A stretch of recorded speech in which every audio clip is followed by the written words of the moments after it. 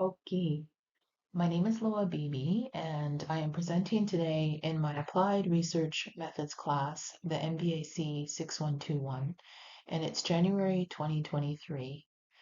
Within this class, I am working on research, a literature review, and coming up with a final ARP paper to be submitted. And I've started off with a research question. And this research question is, what are the benefits and opportunities for employers to focus on Indigenous recruitment and retention strategies for Indigenous professionals?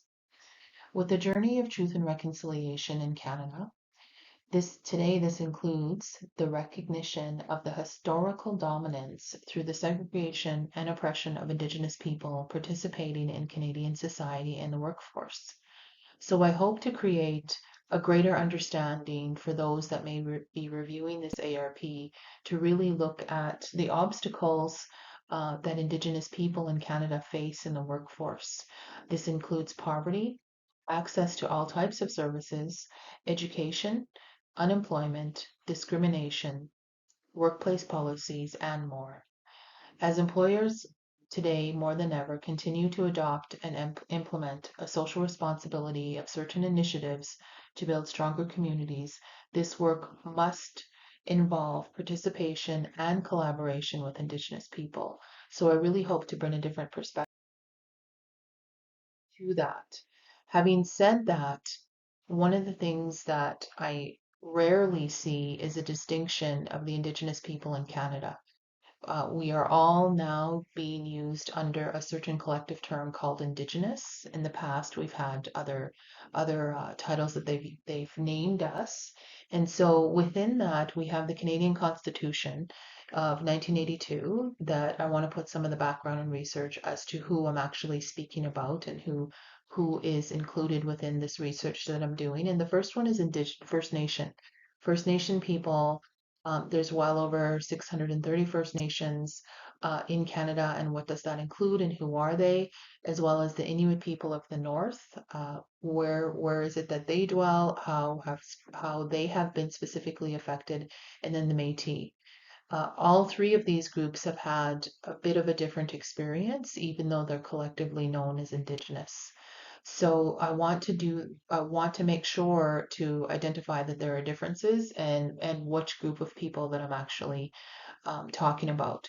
When you take actionable steps as an employer towards recruitment and retention of Indigenous people, this includes the adoption of certain practices which improve the workplace and are rooted in the foundations of mutual respect and understanding.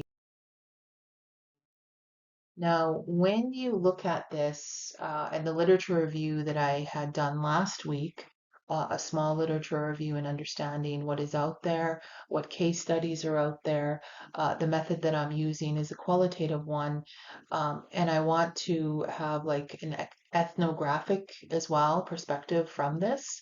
And in the literature review, it was really cool to see there's certain professions that there's been really good case studies that have been done on.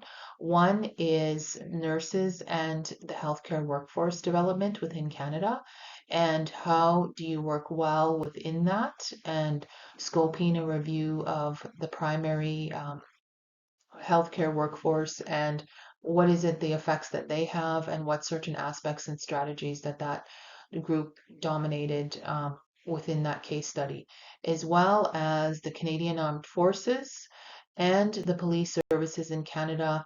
And a lot of what's in my heart is those teachers that are out there working and keeping the teachers for our youth, making sure that we can have recruitment and retention for Indigenous teachers within those realms of schools for our younger people. Understanding as well what is truth and reconciliation, what does it mean, what is the background and understanding of that, and that how does that actually tie to recruitment and retention within Canada as well. Indigenous people have unique rights within our Constitution and as well within the United Nations Declaration of the Rights of Indigenous People. So I want to tie in, are our rights being currently infringed upon? And if so, maybe where, as well as just letting people know what those are and understanding what truth and reconciliation is. And without looking at our past, this is why you see the orange shirt there, and talking about our future, this is what there's a common understanding of what should be done. Now, I also want to do what are those statistics that are out there. So I have Statistics Canada, I have other stats that I want to look at, and then decide what kind of commonalities I am finding within all of those cases. Come up with certain strategies that employers can actually pull out, state how are they going to put this together, and how are they going to implement